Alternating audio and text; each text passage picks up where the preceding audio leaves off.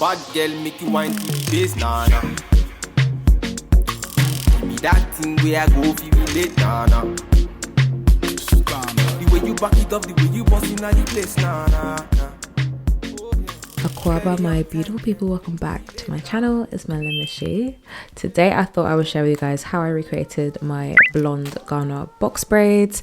If you guys follow my Insta, you would have seen me in these braids, and quite a few of you were asking me what colors I used to achieve this style. However, I felt like the colors of extensions that were available in Ghana were kind of limited, and I wanted to recreate the colorway that I actually wanted in Ghana. So here is me sharing it with you guys. I've listed all the colors on the screen, and you can find it in the description bar down below as well.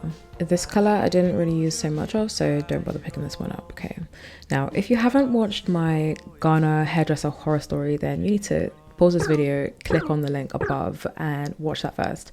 When I say my edges have been snatched, guys, like this clip is from when I first took out my braids. Guys, my hair has, the density of my hair has decreased by about 50%. My edges are completely gone. My hair's never been in this state before, so we're gonna have to work on that. I feel like chopping all of my hair off, I swear to God, but I'm gonna stay strong and just document my regrowth story with you guys. So I'm having this really yummy breakfast, kindly sent by Superdrug for one of their skincare events. It was like all vegan, it was super yummy, very nutritious, delightful. The first thing we're gonna do is prep the hair. I couldn't find all of the colors that I wanted in the pre-stretched extension form, so I had to mix the pre-stretch with the stretch, and then it got confusing. Then I had to do a little bit of maths to figure out how long to cut the non-stretch hair to match the stretch hair. And yeah, in the end I figured out you could split it into 3, and it was kind of like the same length as the pre-stretch hair. So top tip, if you guys find yourself in a similar situation, just taking little pieces of the hair and seeing how it mixes. I would tell you how much hair I added to each piece, but honestly guys, just eyeball it. Like, take how much you think you need, and then obviously add more of a certain color if you feel it's too dark, too brown, too red, too pale, and just mix the hair as you guys can see me doing here. It's pretty simple. It does take a bit of time, not gonna lie, it's time consuming, but you don't need a completely perfectly blended product. As you guys can see here, as I pick and plait the hair, you'll see that the colors will blend really nicely anyway. I did the same thing again, so that was a really nice brown bunch of hair. This time we went a little bit more blonde. And then the final color wave, she's giving icy, she's giving cool tone, she's giving blondes have more fun, black girl edition, you know. Good to kind of mix and match your color waves. Don't let them be all a similar color. You want there to be almost highlights in your braids to give them dimension. And so here you can see a slight difference in the colors in the 3 bundles of hair. Whenever I'm doing small knotless braids, I tend to split it into 2 days, and I'm gonna say straight up, doing small knotless braid, DIYing small knotless braids is not for the faint-hearted. You're gonna need at least a full day, you're gonna need multiple breaks, you're gonna need help with the back, and I wouldn't judge anyone if they paid for someone to do this every single time. But since I had such a bad hair experience in Ghana, I kind of just want to do my own styles on my own head top for the foreseeable future.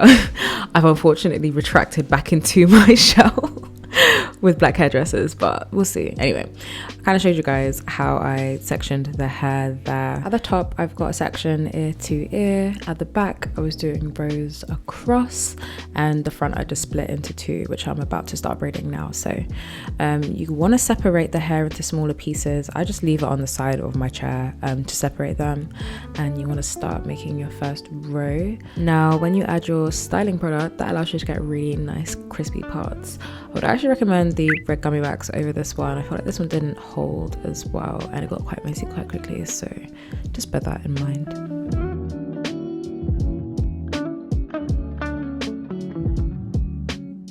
I feel like I've seen a couple hairdressers do this, so I guess I customized my wrap top home, and it made parting so much easier, guys. So I would highly recommend this hack. I'm not going to go into too much detail in this video as how to do a knotless braid. I've already got a video of that linked up above, but a couple tips that I want you guys to know with blonde braids. So you need to add the extension hair quite early on in the braid, otherwise you're going to look like you have like really bad like blonde root regrowth. I hope that makes sense. Add really small sections of hair as well. Feel the braid as you're going along to ensure that it's the same small size consistently throughout. And don't rush yourself. I mean, you can braid slow, you can braid fast, so long as the braid is looking neat and tidy, is Gucci, okay?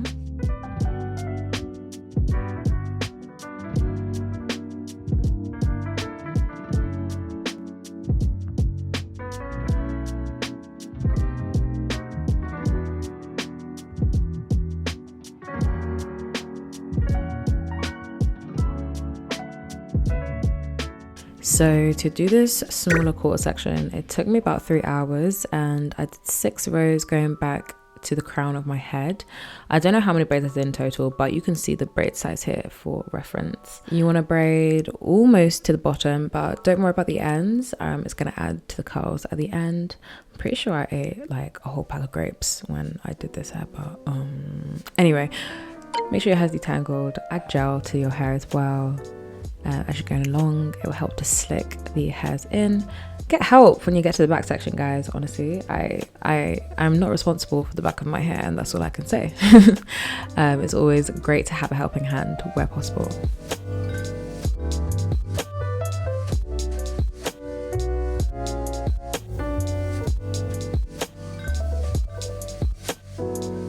We finally finished braiding the hair, so you want to bring everything to the front and put some mousse through the roots. This is going to help to slick away any of the flyaways, and you want to wrap a headscarf on top to keep everything in place.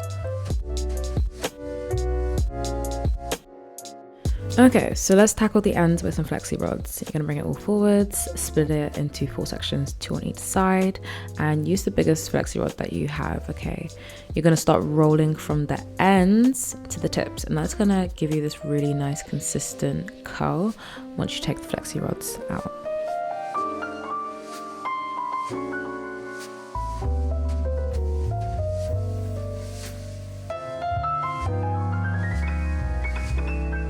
Dip the ends in the hot water and leave them there for about 10 to 15 seconds. You want the heat to do its thing, and then just pat them dry as much as you can, get as much moisture out as possible.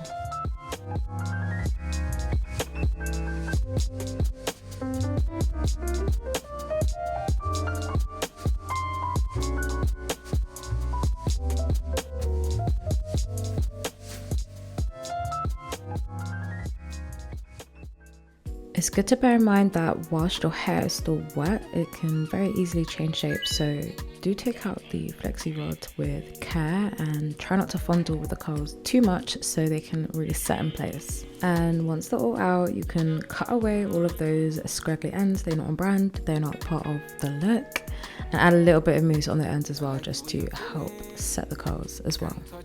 I finished these braids early hours before my flight to St. Lucia, so I'm about to head to sleep, and here we are on the other side of the pond. These are what the braids ended up looking like, and once all the curls were separated, guys, it was stunning. I was feeling like a island gal with these Goldilocks, and I was clearly feeling myself. Here's a couple of pictures of the styles that I wore my hair in. I just kept it up for the most part because it was very, very warm. And yeah, that's the end of the video, so I hope you guys enjoyed it. Don't forget to show me love on the channel, and I will see you in the next video. Bye. Touch this feeling. I mean my feelings. Bad man, me under my